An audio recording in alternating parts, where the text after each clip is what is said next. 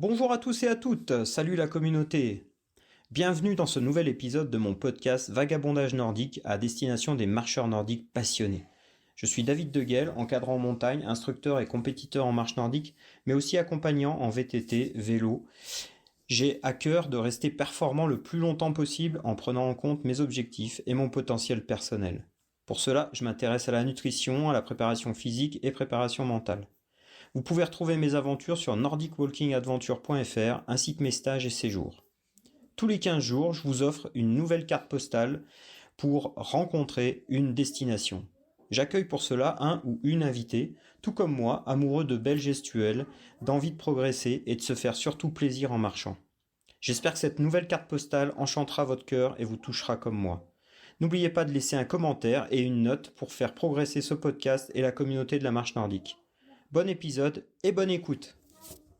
Écoute Pierre, déjà est-ce que tu peux te présenter qui es-tu comme marcheur, depuis quand tu marches et depuis, je dirais, où est-ce que tu marches et dans quel club tu marches aujourd'hui si tu marches dans un club?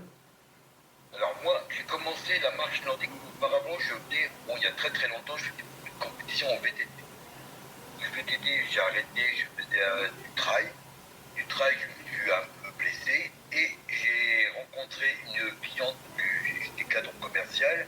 Et il y avait une cliente qui faisait beaucoup d'athlétisme et qui, à Reims, au nom de l'ESFRA, tu peux connaître. L'ESFRA, c'est connu parce que dedans, il y avait le tennis, le Limburger, tout ça. Et cette dame-là, elle a passé un diplôme de coach bénévole. Et elle m'a dit, Pierre, est-ce que ça te dit de faire une tournée porte ouverte qu'on organise de marche nordique?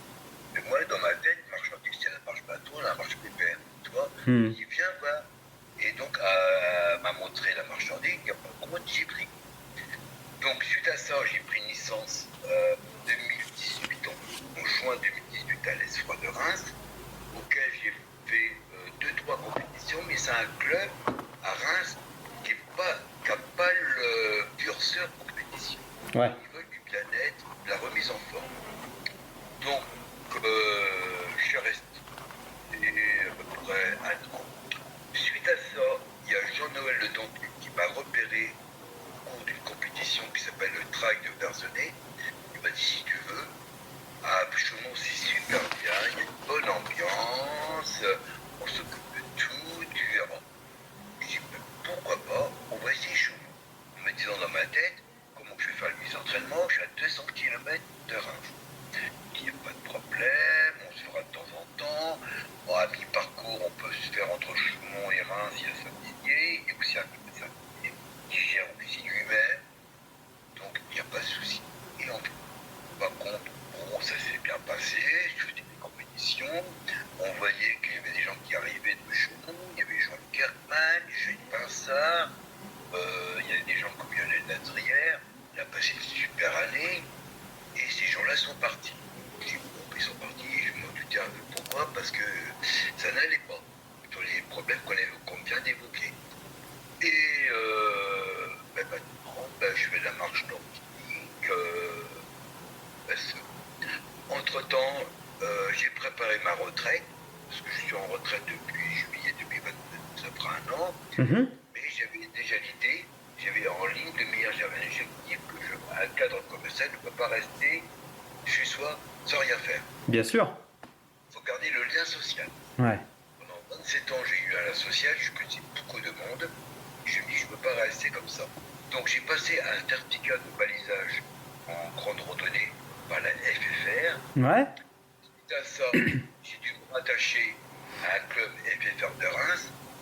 Et par chance, une dame m'a repéré parce qu'on se connaissait au temps de l'ESFRA de Reims. Elle m'a dit, mais Pierre, on s'est connus à l'avant à l'ESFRA. Moi maintenant, je fais partie de la FFR, c'est d'un club qui s'appelle la ZAD Tinqueux. Elle m'a pris. Je suis rentré dans la ZAD Tinqueux, c'est un club associatif. Et donc, à la présidente, je lui ai dit, vous savez, je fais de la marche, non? Donc, elle m'a vu marcher, elle m'a dit, mais alors, Pépère, t'as un super niveau, on va te faire passer ton brevet d'animateur en marche nordique. J'ai passé mon brevet d'animateur en marche nordique que j'ai eu en juin 2022. Et suite à ça, je donne des cours de marche nordique. Super, super. J'ai passé j'ai passé mon PSC1. Tout ça, je t'ai envoyé ça par. T'as dû voir ça par mail. D'accord, super, Voilà. Et là, je vais passer mon certificat de marche nordique en santé. super. Alors ça, c'est un autre discours. Ouais, C'est-à-dire que je vais t'amener à voir des gens qui ont une pathologie assez spéciale, des gens qui ont un surpoids, des gens qui sont diabétiques, des gens qui ont jamais fait de sport, de leur donner. C'est-à-dire qu'on va commencer à transmettre mon savoir-faire. J'ai un autre dialogue par rapport à ce que je fais actuellement quand je fais une séance de marche nordique dans mon club d'Azar. Voilà. Mais ça me plaît. bah, c'est super. Et, J'ai trouvé un autre club qui est prêt à me prendre comme animateur marche nordique en santé en sport. d'accord. Et Donc, même, donc là, tu vas. entre nous, ils sont entre nous, je vais même faire un CDD avec eux, Ouais, d'une heure par semaine. d'accord. Voilà. Voilà mon cursus. Écoute, et récemment, j'ai vu donc sur les réseaux, c'est ce qui nous a d'ailleurs rapprochés et aussi l'article que tu as fait sur donc pratique marche nordique avec Isabelle Verdier. Tu es parti au Maroc et comme tu le sais, ce podcast, bah, c'est l'occasion de poster une carte postale.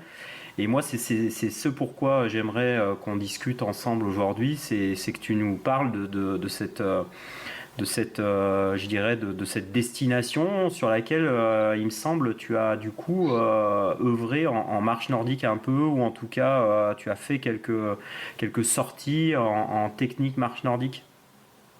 Voilà. Alors, je vais t'expliquer. Le Maroc, c'est un pays que je connais assez bien, surtout le sud du Maroc. C'est un pays où j'allais à peu près 3 fois par an auparavant. Parce que même à un moment, je voulais investir au Maroc, un Riyad. Bon, là, je suis parti dans l'optique de m'évader dans le sud du Maroc. Donc j'ai pris un billet d'avion tout seul, j'ai fait tout seul, organisé tout seul. Paris, Ouarzazate. À Ouarzazate, je crois que c'est 2 nuits. Et après, je suis allé prendre une voiture, aller à Zagora. J'ai des amis que tu dois connaître, des marathoniens du sable, Rachid et Mohamed El Mourabiti. Hmm. Ils vont faire le marathon des sables, qui démarre le 21 avril ou 1er mai. Mhm. Malheureusement, ils n'étaient pas là, ils étaient en entraînement à Ifrane. Mais j'ai quand même été rencontrer d'autres personnes là-bas et j'ai fait l'expérience de marcher dans les groupes de sable. Ils m'ont filmé en vidéo, puis voilà. Voilà. Et alors, justement, cette partie-là je dirais, c'est une partie du désert, hein, puisque c'est le désert marocain. Euh, qu'est-ce qu'on voit quand on marche dans cette région? Qu'est-ce que tu peux aujourd'hui? Est-ce que tu peux nous décrire ce que tu vois quand tu marches et qu'est-ce qu'il y a autour de toi? C'est quoi ton environnement? Alors, mon environnement, c'est lunaire, c'est du sable. Hmm. C'est des cailloux, c'est des ergs, c'est un genre de montagne. Je sais pas, tu connais un peu le sud du Maroc, non? Non, pas très très bien, non. Non. Bon, alors c'est carrément, c'est du sable. Alors, il peut y avoir des grandes dunes de sable, un peu comme le genre de la dune du pilote. Toi, t'imagines un peu, mais un peu plus petit. Et autrement, moi, c'est des sentiers caillouteux, sableux. Il n'y a pratiquement pas de végétation. Pratiquement pas de végétation. Mhm. Une température chaude, mais une chaleur sèche. Ça, durant, par exemple, les kilomètres que j'ai fait, je n'ai pas transpiré par rapport en France. C'est un climat qui est très adapté, le sud du Maroc, pour les gens, par exemple, qui ont des traumatismes, qui ont de l'arthrose. Voilà. Mhm. Pourquoi? Voilà. Pourquoi? Parce que je pense que la chaleur, ça doit leur amener au niveau des articulations. Ah oui, d'accord. D'accord. Voilà. Voilà, voilà. Et D'accord. moi, je peux te dire, quand j'ai marché, on a fait l'expérience de 1000 km, je les ai fait en 1h10 dans le sable. D'accord. D'accord. Voilà. Et du coup, sur ce parcours sur ce parcours, qu'est-ce que il y avait donc du caillou, de la montée, de la descente? Comment était la topographie? La montée, oui, Hmm. au niveau du sable. La montée au niveau du sable. Et après, autrement, tu avais des genres de grandes routes, de grands chemins, caillouteux, en petits cailloux, grands cailloux. Et bon, des fois, croise peut-être un petit arbre, oui, mais c'est au bout du désert, le désert. Et tes pieds, tes bras, tes bâtons, comment est-ce que ça aujourd'hui ça Alors prend appui? Comment ça prend appui? les pieds, il n'y avait pas de problème. Bon, c'est parce que j'ai des chaussures de trail. Les bâtons, bon, bien sûr, j'ai pas pris mes bâtons en bronze. Il y avait quelqu'un qui m'a prêté des bâtons de trail. Hmm. Bon, c'était pas évident parce que c'est pas un gros, c'était une dragonne. Ouais. Donc la poussée n'est pas la même. Hmm. Voilà, c'est. Mais tu as utilisé quand même la technique que tu utilises régulièrement. Oui, c'est pas évident avec la main, bon, à passer derrière la hanche, mais pas vraiment la gestuelle que tu peux voir à travers des vidéos. Bien sûr, bien sûr. Tu ne peux pas appliquer la même gestuelle entre une dragonne et un gantelet, toi, c'est pas évident. Et tu as marché seul? Oui. D'accord. Et une personne qui m'a filmé. D'accord. Et qu'est-ce que quand on marche sur ce parcours là, du coup, qu'est-ce qu'on peut entendre? Et j'imagine quel est le bruit que tu as en tête pendant ce parcours là? Qu'est-ce que En fait, t'es isolé du monde, t'entends du vent. Pas de bruit, aucun bruit. Le vent, le soleil qui tape sur toi, t'es bien. Ouais. Ah ouais. Ouais. Et j'ai envie de même faire plus de kilomètres. Ouais. Après, je dis, bon, je vais arrêter, je veux pas trop taper dans la butte quand même, comme on dit. Ouais. Mais je peux te dire qu'à la fin, j'avais les jambes en feu, quand même. Ah bon? Ah ouais, attends, quand tu montes des nids de sable, dans le sable, le pied, il faut le sortir pour le ramener devant. Tu sais, c'est des dunes. Alors, bon, c'est pas du sable très très mou. Moi, j'ai fait ça, je sais plus vers quelle heure, il est assez tassé. Il est assez tassé. Ouais. Tu t'enfonces pas comme dans les marais. Pas Ouais. Ouais. Non. Voilà. Ouais. Et du coup, justement, tu évoques cette sensation de feu dans tes jambes. Quelles étaient les autres sensations un petit peu? Qu'est-ce que tu ressentais? Qu'est-ce que tu as pu ressentir d'autre? Est-ce que du coup les bras, la poussée des bras t'a aidé à aider tes jambes à progresser dans ce parcours? Non, parce que j'avais pas les bons bâtons. Hum. En fin de compte, j'ai beaucoup fait sur les jambes. Hum. Allez, bah ouais. C'est pour ça que j'avais les jambes au niveau des cuisses, des jambes, ça m'a. J'ai un peu souffert quand même. Les bras, non. Parce que j'avais pas la même poussée à l'arrière, toi. Il n'y a pas la poussée, la propulsion du corps vers l'avant. Ouais. Je pouvais pas. La dragonne, toi, j'avais du mal à. C'est pas pareil. Totalement différent. Donc je me dis un peu, entre guillemets, tout par la faute des jambes et du pied, avec le déroulé du pied. Ouais. Ouais. Et ça, du coup, tu as dû bien ressentir ce déroulé du pied, du coup. Ah ouais.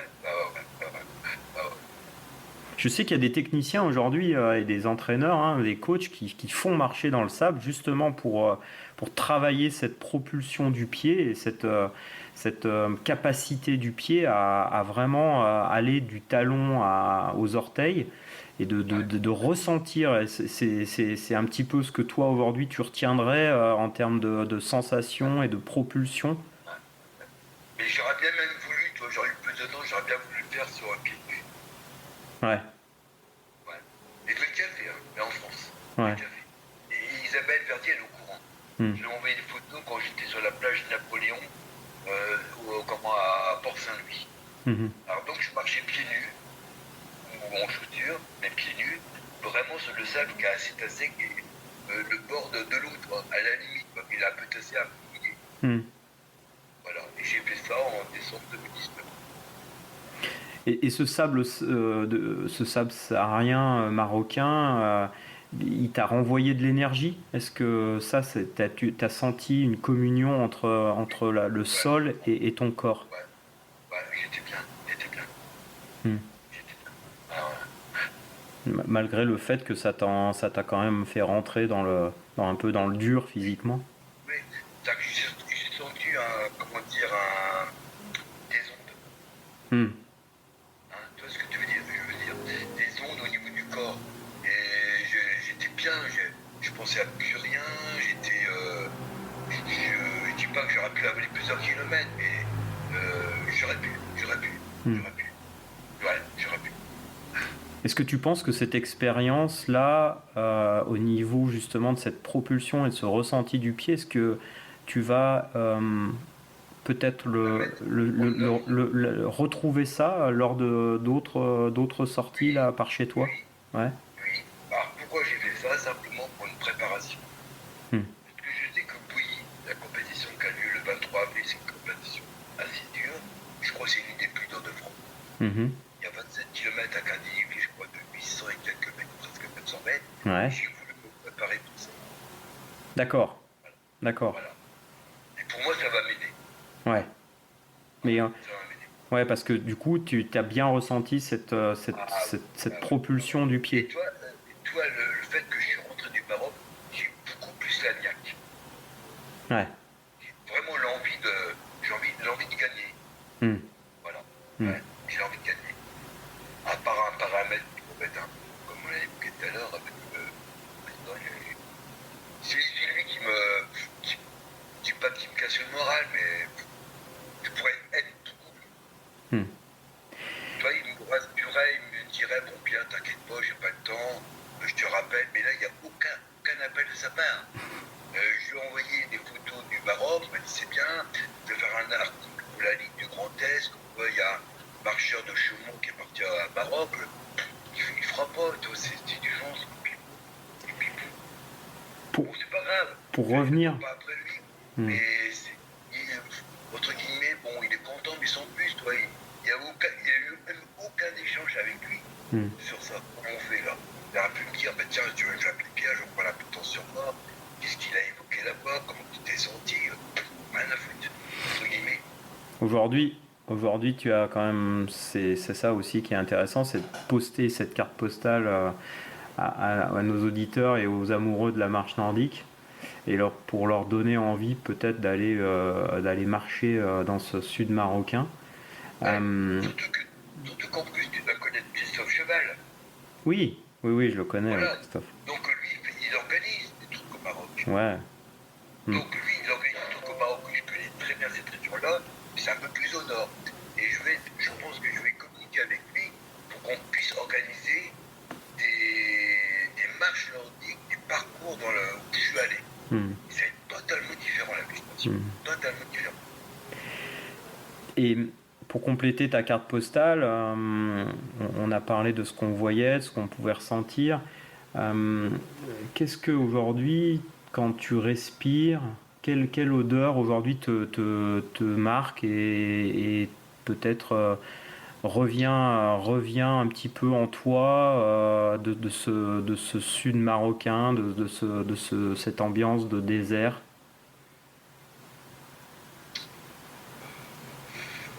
Comment te répondre ça?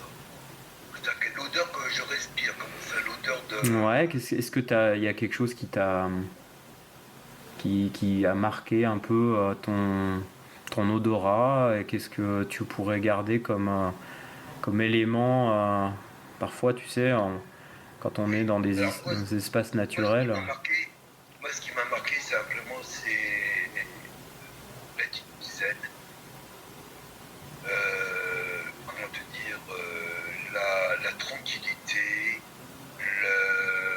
un genre comment te dire, de bien-être. Ouais, La tête était vide. d'accord. Je pensais à plus rien. Ouais. Voilà. Hmm. Il y avait un vide dans ma tête. J'étais loin de tout. Je pensais même plus aux événements qui avaient en cours. Ouais, Hmm. j'ai pas mal. Tout ça pour moi c'était derrière moi. Hmm. Je pensais à moi, seul, un peu d'égoïsme, entre guillemets. Et j'étais moi, tout seul. Mon corps dans le sable. Ouais. Voilà. Voilà. Quand on est dans ce podcast, on termine aussi sur ben, quel goût aujourd'hui tu gardes en bouche de cette balade dans le désert? Est-ce qu'il y a quelque chose qui t'a marqué d'un point de vue gustatif, entre guillemets? Je n'ai pas bien compris la question. Je suis pas bien. Est-ce que pour toi aujourd'hui, cette balade dans le désert, elle avait plutôt un goût sucré, salé ou sucré, salé? Sucré. Pourquoi? Ah. Pourquoi? Parce que je faisais relation avec les pâtisseries marocaines sur la base de sucre. Et qu'est-ce que... Voilà. Comme les cornes de gazelle, tout à base de miel, tout de sucre. Sûrement pas salé. Ah non, sûrement pas salé. Non. Le sucre, la façon de vivre, je voyais autrement les choses. Et moi, C'est je suis pour ça. c'est pour Il n'y toi, a pas de c'est... montre, j'étais loin de tout, j'étais connecté, j'étais bien. Voilà. Cet endroit, la vie est plutôt sucrée, plutôt douce. Ah oui, très très douce. Ah ouais, ah ouais, Hein. ah ouais. Tu étais avec... donc tu disais que tu étais avec d'autres, Tout avec seul, une... Ouais, un tout, peu tout tout seul. seul. Parce que j'ai des amis aussi là-bas au Maroc, et puis j'ai fait connaissance avec des gens du Maroc. Tu sais, après le bouche à oreille, j'ai des pigments, on se connaît, je connaissais, j'ai rencontré celui qui a gagné les premiers marathons des sables, parce que bon, je connais celui qui est le gros organisateur des marathons des sables, qui s'appelle Patrick Bauer, qui est un Troyen, et quand il a commencé son premier marathon des sables, il y avait 9 participants. Ouais, À ce jour, ils vont être 1200.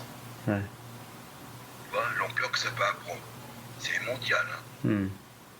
Bon, je sais que celui qui va gagner, c'est Rachid Borabiti, qui a 40 et quelques années, mais je pense que c'est ton dernier marathon qui va laisser la place à son frère qui s'appelle Mohamed. D'accord. Voilà. Hmm. Et j'ai une dédicace d'un livre du premier marathonien des sables qui s'appelle La Seine, dans cette salle, je sais plus comment, La Seine. Hmm. Il m'a dédicacé son livre. Hmm. Voilà. Donc un goût sucré, Oui. une belle Une belle aventure que, une belle moi je douceur. peux te dire, c'est une belle aventure que j'en recommande à beaucoup de personnes. Ouais, Et quand tu reviens, tu vois la vie différemment. ouais. Ah oui, ah oui, ah oui. Moi, quand je suis revenu en France, j'étais à moitié abruti. Il faisait beau, j'ai récupéré ma voiture parquée en ligne. Je me demande, mais qu'est-ce que je fais là? J'avais envie de repartir. Mais je vais repartir, hein, sur toi. Je repars en novembre et là, je repars avec mon ami. On repart 15 jours là. D'accord. T'y as laissé un peu de ton cœur dans ce désert, ou quoi? Ah oui, ah oui, ah oui. Et accueilli, vraiment, j'ai un ami pour eux. Puis c'est pas, faut pas voir, ça n'a rien à voir avec des grosses villes comme Marrakech. Je connais très bien Marrakech, j'ai plus de 2 millions d'habitants. Là-bas, c'est commercial, c'est tous les souks, tout ça. Là-bas, dans le sud du désert, c'est une autre population. Pourtant, c'est les Marocains. Mais c'est les gens, c'est un peu comme les Touaregs. Déjà, la peau est différente. Ils sont très très gentils. Comment, ils te disent pas rentre dans mon souk, regarde, achète. T'es bien, Ah ouais, ouais.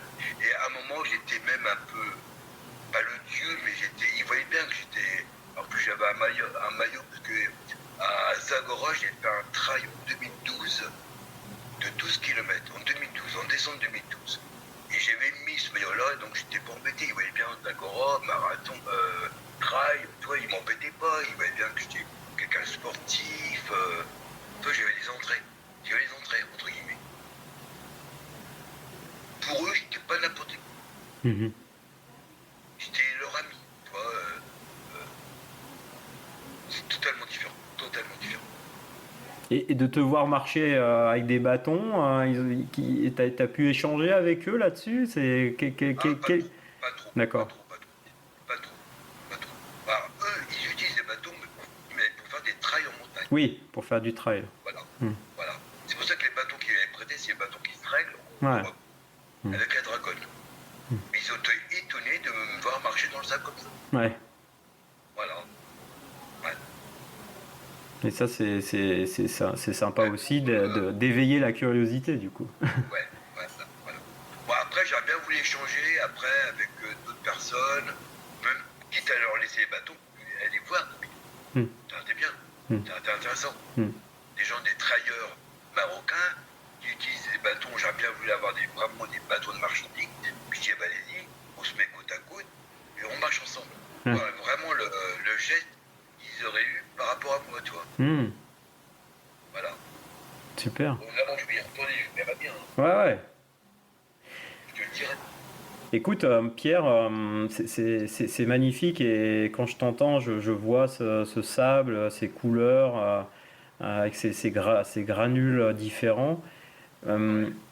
Dis-moi, tu sais, quand on écrit et quand on envoie une carte postale, souvent il y a, on termine et on rajoute un post-scriptum. Qu'est-ce qu'aujourd'hui tu aurais envie de rajouter en termes de post-scriptum avant de poster cette carte postale du sud Maroc? Que je te dirais, ben, qu'est-ce que je dirais? Je dirais bien plusieurs choses.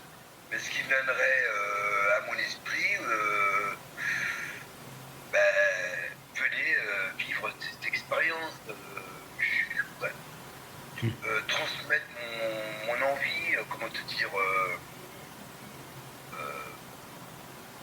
passion, amour. Hmm. Passion, amour du désert. Hmm. Ouais. Une terre nordique finalement au sud du Maroc. De quoi? Une terre nordique au sud du Maroc. Voilà, voilà. Voilà. Et ça prouve encore une seconde chose, que tu peux faire de la marche nordique à n'importe quel endroit et à n'importe quel continent. Ouais, Eh oui. ça ouvre des perspectives.